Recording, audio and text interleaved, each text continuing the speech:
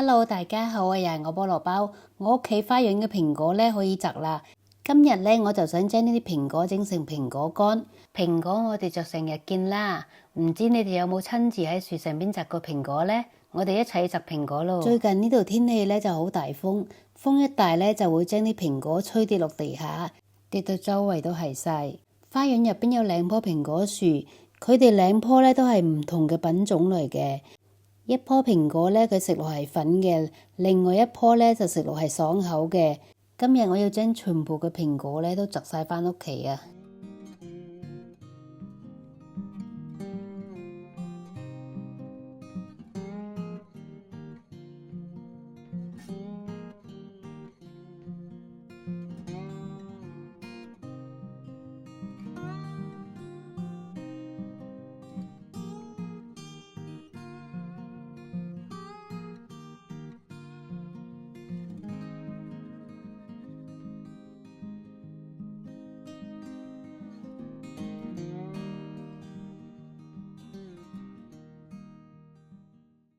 所有蘋果都摘晒啦，呢啲就係今日嘅收穫啦。跟住落嚟呢，我要省乾淨啲蘋果先。自己屋企嘅蘋果呢，冇落農藥，蘋果皮呢，佢有好多膳食纖維。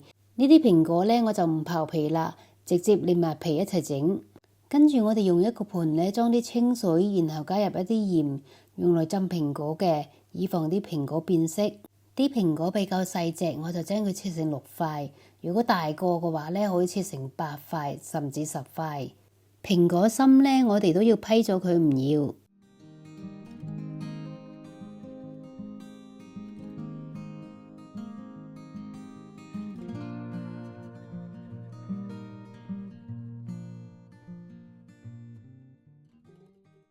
啲蘋果呢，切好咗之後呢，將佢抌入去鹽水入邊，等佢浸下佢，唔好變色。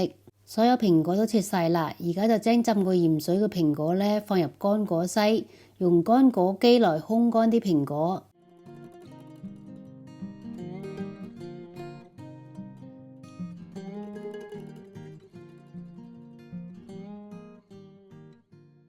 我哋用乾果機烘乾啲蘋果呢，唔會受天氣嘅影響，而且呢，佢整成嘅果乾呢又會乾淨啲。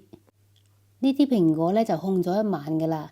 你睇落佢會炒炒地皮啦，但係佢未完全係乾嘅。跟住呢，我哋就將呢啲蘋果擺落去滾水入邊，用大火蒸佢15分鐘。先烘乾嘅蘋果呢，再攞去蒸，咁蒸出嚟嘅蘋果呢，就唔會溶爛爛啦。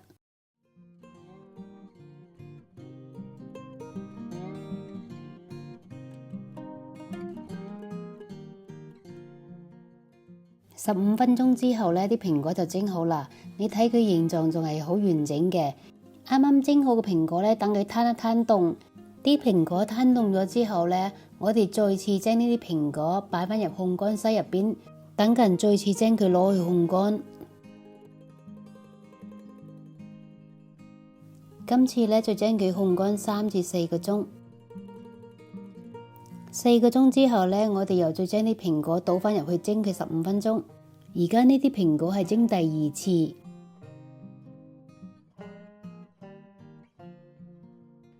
第2次蒸蘋果呢又蒸完啦。而家呢就等佢攤一攤凍，然後再將啲蘋果擺入烘乾篩入邊，再次將佢烘翻乾。啲蘋果乾呢經過幾次嘅蒸同埋烘乾呢，佢食落就會軟熟啲、甜啲。如果你做完2次之後呢，仲係覺得啲蘋果乾係比較硬嘅話呢，你可以重複做多幾次。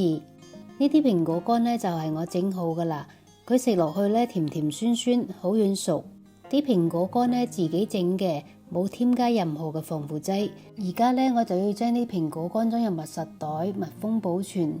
啲蘋果乾呢短時間食唔晒嘅話呢，可以將佢擠翻入雪櫃，放1-2個月都冇問題噶。如果你屋企都有好多蘋果食唔晒嘅話呢，你可以嘗試下整蘋果乾，咁樣保存嘅話呢就會方便好多啦。如果你鍾意我嘅影片，請你訂閱同埋分享我嘅頻道，打開埋隔籬嘅鐘仔，我出新片就會通知你噶啦。多謝晒。